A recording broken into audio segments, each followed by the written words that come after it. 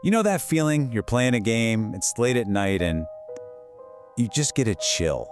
That little thought in the back of your head that maybe, just maybe, there's something more going on behind the screen than just ones and zeros.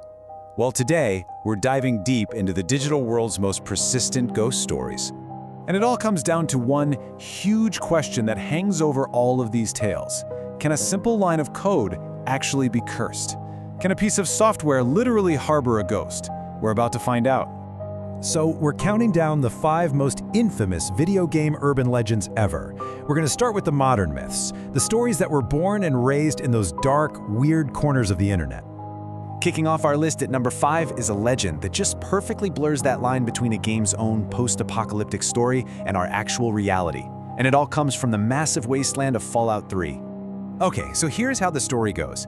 If you did this really complicated series of things in the game, you could tune into a secret radio station, and all it broadcast was just numbers and static.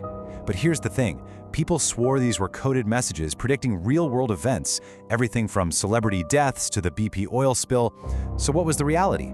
Well, it was just an incredibly well-made internet rumor, the perfect campfire story for the digital age. All right, let's move on to number 4. This is a story that takes us way back to the early days of a legit global phenomenon. And it taps into a very real fear parents had about this strange new technology their kids were obsessed with. I mean, anyone who played the original Pokémon games, you remember the music from Lavender Town. It was unsettling, right? Well, the legend says it was way more than just unsettling. This was back in the 90s when parents were kind of freaking out about what these new video games were doing to their kids. And the story claims that the music had these hidden audio frequencies that caused a spike in headaches, nausea, and even, tragically, suicides among young players. Now, the story went completely viral, but no official reports ever backed up the so-called Lavender Town Syndrome. So, what was the supposed scientific reason for all this hysteria? It was something called binaural beats. The myth was that these super high-frequency tones were secretly embedded in the music, specifically to cause psychological distress. And, adding that little bit of fake science just made the whole thing that much more terrifying. All right, we're definitely moving into darker territory now. The stories get older, the line between myth and reality gets blurrier, and the consequences, they become far more real. The next legends on our list aren't just about rumors anymore. They're about games that disappear and games tragically linked to actual, real-world death.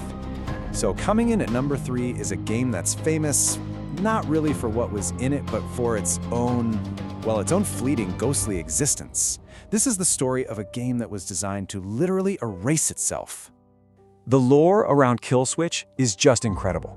It was supposedly this Soviet-era horror game from some mysterious company. But here's the hook, the thing that makes it so legendary. The moment you beat the game, or even died in it, the game would completely wipe itself from your computer. No trace left.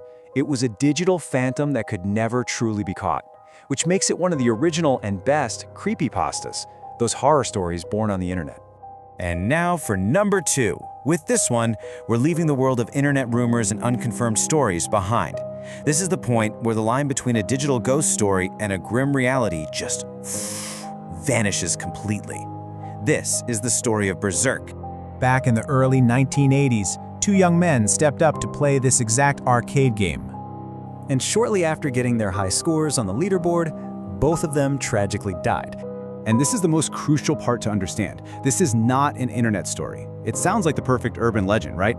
A cursed arcade machine that kills its players. But Berzerk is historically documented as the very first video game ever linked to the deaths of the people playing it. These are the tragic, documented facts. In 1981, a 19-year-old named Jeff Daly died of a heart attack right after putting up a high score. Less than a year later, an 18-year-old named Peter Burkowski collapsed and died from a heart attack under eerily similar circumstances. Just a truly shocking and somber chapter in the history of video games. And that brings us to our number 1 spot. We've talked about rumors, we've talked about self-deleting code, and even real-world tragedy. But this last one, this is the mother of all gaming myths.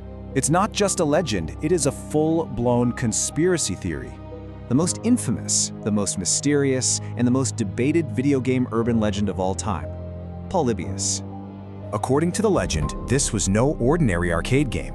People who played this strange, unmarked cabinet reported all sorts of disturbing psychoactive effects, memory loss, horrifying nightmares, nausea, crippling stress. This wasn't supposed to be fun. It was an assault on the senses. But the story quickly escalated from a weird game into a real conspiracy. Witnesses started claiming that these mysterious men in black would show up periodically, not to fix the machines, but to collect some kind of data from them. Okay, so let's just trace the whole conspiracy. The story says these weird cabinets just appeared out of nowhere in Portland, Oregon back in 1981. Soon after, the men in black started showing up to collect data, and this led to the absolutely chilling theory that Polybius was some kind of secret government mind control experiment, maybe even connected to the CIA's MKUltra program.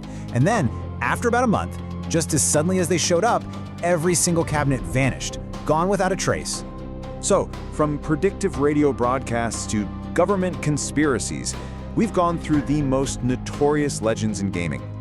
But it really begs the question, right? Why? Why do we even create these digital ghosts in the first place? What is it about these stories that we find so captivating?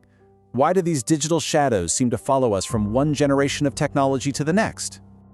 You know, I think here's the real takeaway. These aren't just spooky stories for the sake of it. They're our modern folklore. They're the digital version of telling ghost stories around a campfire. They reflect our deep-seated anxieties and, let's be honest, our fascination with these powerful technologies that we build but can't always completely understand or control. And that leaves us with one last thought. As our games become more immersive, more complex, more integrated into our actual reality, what new ghosts are we going to find in the machines of tomorrow? What legends will the next generation be whispering about in the dark?